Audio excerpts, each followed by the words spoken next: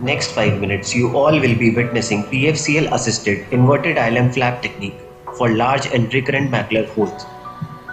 First case is a 59-year-old female presented with diminution of vision in right eye. BCVA was 6 by 60. Fundus examination revealed large full thickness macular hole. OCT showed stage 4 macular hole with basal diameter of more than 900 micrometers. Patient was taken up for 25 gauge sutureless vitrectomy. ILM was stained with BBG dye. Inverted ILM flaps were rolled towards macular hole edge.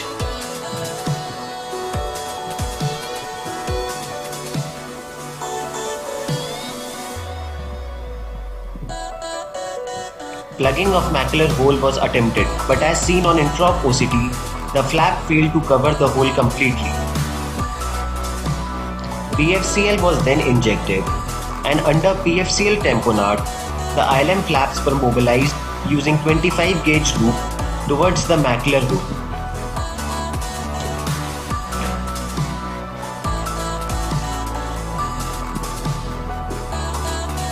An apposition was confirmed on intra-op OCT. Fluid air exchange was done and PFCL was removed at the end to ensure flaps remain in position. Tamponade with C3F8 was used.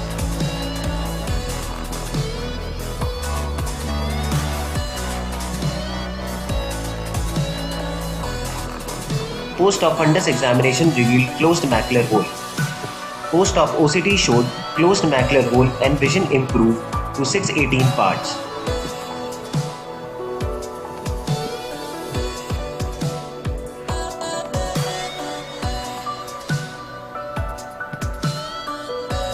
Second case was a 50-year-old male who presented with full thickness macular hole, for which he underwent primary surgery with inverted ILM flap and C3F8 tamponade.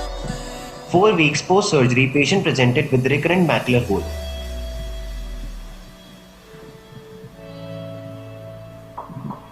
Which was confirmed on OCT. Patient was non-compliant to post-op positioning. He was taken up for resurgery.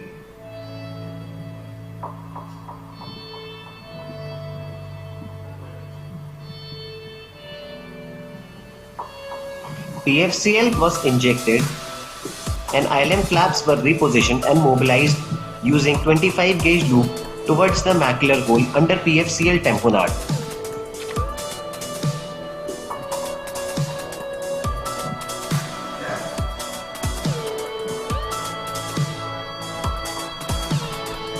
Intra-op OCT confirmed closure of macular hole.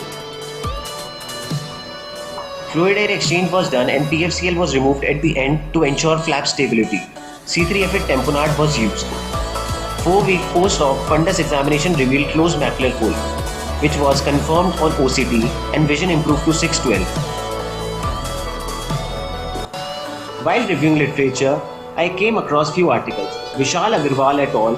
Did a comparative study between inverted ILM flap technique versus standard ILM peeling technique, where they concluded that inverted ILM flap technique had significantly higher anatomical closure and better visual outcomes. In this, they injected PFCL and under PFCL they fashioned ILM flaps towards the macular hole edge and rolled up inside the edge.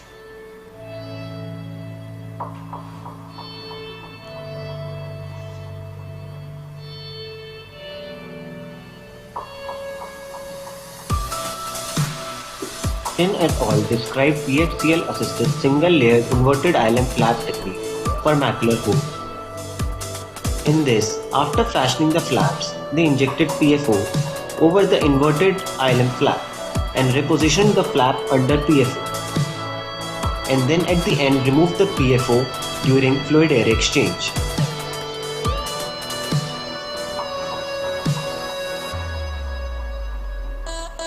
Abdul Qadir et al. In their review article stated that there is robust data supporting inverted ILM flap as first-line management for large idiopathic macular hole. Other surgical options include autologous retinal graft, human amniotic membrane, and distal ILM flaps. So to conclude, PFCL-assisted inverted island flap can be used as primary approach for large, chronic and recurrent macular hole. PFCL acts as an efficient third hand and intraopacity useful third eye adjunct in achieving successful outcomes. And loop is a useful tool for performing such complex maneuvers. Thank you for your attention.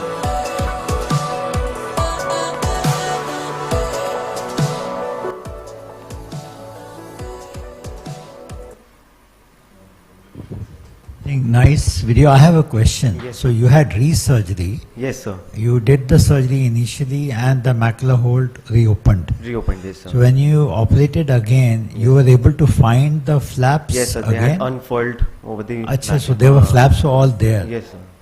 Okay. They had unfurled, sir. They opened up, yes. Okay. So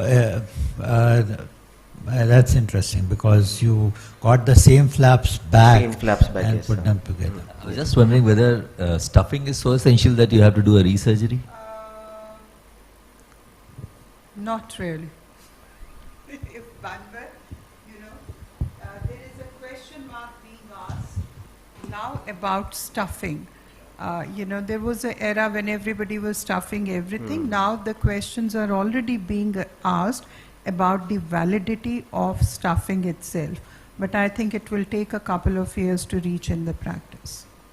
We usually place it over the hole. We usually don't stuff it inside because then the chances of type 1 closure comes down and the visual acuity is not that great after surgery. You don't want to touch the RP. The basic idea is just apposition. Yeah. You don't want to disturb the RP, underlying RP.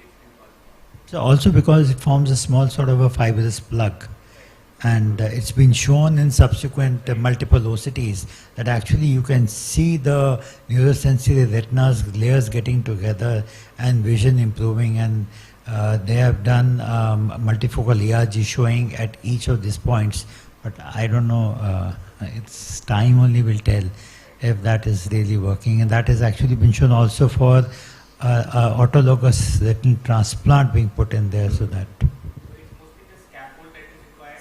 You don't really need to stuff it in. That's what we understand. And PFCL helps in these situations.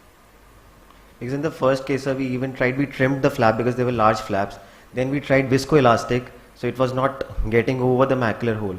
So finally we went with PFCL.